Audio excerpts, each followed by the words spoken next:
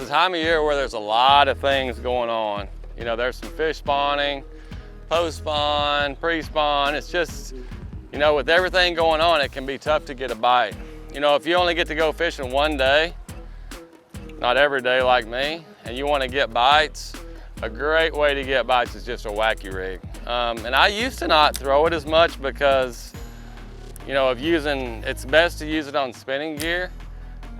You know, and it was just the fact that, you know, in the old days we used fluorocarbon or even mono, and you tangle and things like that. Well, now with, you know, the braid to fluorocarbon leader, it just makes it a lot more easier. I'm not fighting knots and things like that. So what I use is 16 pound SX1 braid. I like the, you know, the bright green, or the yellow, so I can see it well. I can see the bites and be able to skip it under docks and stuff. And then my leader will change depending on the cover. Like these docks, there's really not a lot of things to get hung on, not like brush. So this is 10 pound. If I was throwing it around laydowns or something like that, I'd probably go up to 14. And I just use the FC leader.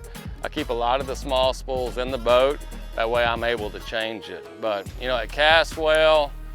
It's tough. I actually boated a 9.4 a couple of years ago in a tournament with a 12-pound leader in lily pads. So that's how tough it is. But it's just a good way. You can go down the bank, you can fish everything that's in front of you. You're gonna get a lot of bites, and you can still have the high percentage to be able to catch a big one. The old Wacky. Need some bites?